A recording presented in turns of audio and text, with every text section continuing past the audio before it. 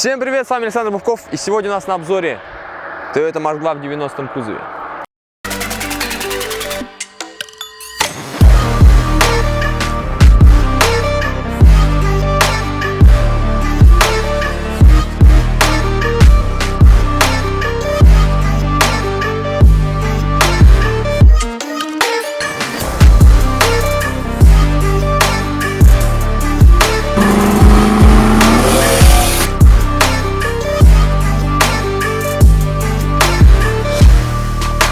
Итак, это, естественно, старый Марк, какое там поколение, 9-е, 8-е, по-моему, поколение, 90-й кузов. Но самое главное, почему мы взяли именно этот автомобиль на обзор, это вот это. 1UZ FE, 4 литра V8. Это не первое поколение, а второе, но без VVTi тоже так же.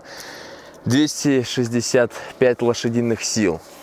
Итак, в общем, по состыковке тут не сильно много возни и очень бюджетно. Вот самое главное, бюджетно по сравнению с Турером. Если ты, например, имеешь 2-литровый Марк, как здесь когда-то был, это очень выгодное предложение цена-качество, так как по старому курсу покупали очень дешево, мотор вышел около 40 тысяч.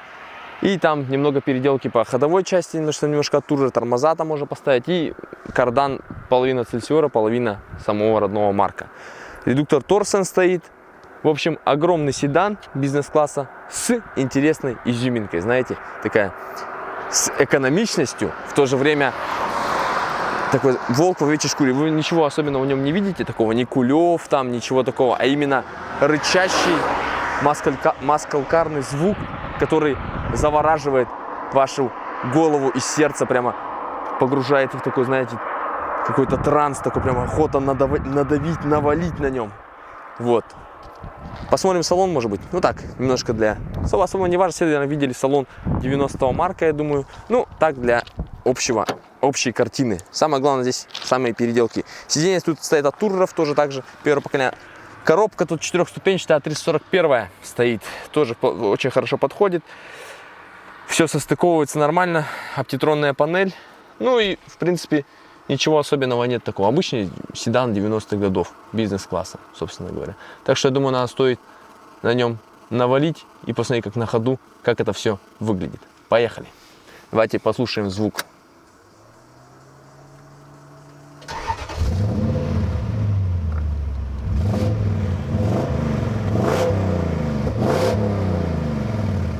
Можно наваливать, ребят. Поехали.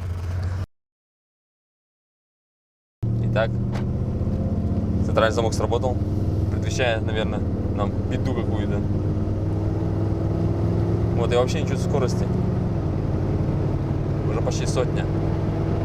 Ну, снаружи, конечно, тут не такая шумоизоляция, как, например, в Соуре, в том же и так далее, но все равно на хорошем уровне, довольно-таки тихо.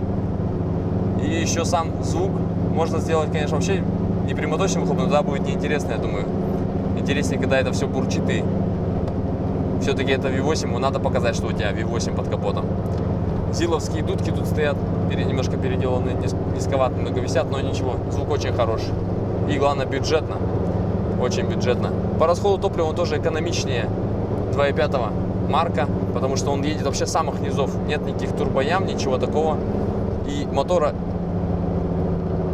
хватает на такой кузов. На такие машины не ставили, такие ставили только на Маджесты, там тоже Сореры, Цельсиоры, то есть это более большие автомобили, более тяжелые. А Марк, естественно, легче, поэтому хватает самых низов просто поехать и все, можете вот ехать вот так вот. Оборотов там, я не знаю, почти на холостых он может ехать, я думаю. Вот если навалить нам... О, блядь, ебануться. Ох! Блядь, 150 даже не почувствовал, как она набралась. Но я думаю, примерно он едет чуть-чуть, немного быстрее стокового Турера, конечно. Пустапнутых он навряд ли сможет наказать, но стокового точно взгреет, потому что тут невероятный момент, просто вообще нажимаете газ и просто фох, и он идет. Жмете, надавил, поехал, никаких тебе турбоям, ничего. Автомат хорошо подхватывает, тоже очень надежный. Это волк в овечьей шкуре, реально. Вроде обычный Марк, ничего особенного, но V8 это вещи. Сами посмотри-ка, что там есть, можно обогнать. Ох! Сколько до сотни он, интересно, он едет, блядь? Что, даже страшно проверять, блядь. Дикий момент чувствуется. Прямо именно моментный мотор. Снизов пошел и все, и ушел. Уходишь в точку за горизонт, реально. Пушка. Атмосферная пушка. И очень надежная, кстати говоря. Об этом автомобиле невероятные легенды ходят, что он невероятно надежный. Там нечему просто ломаться.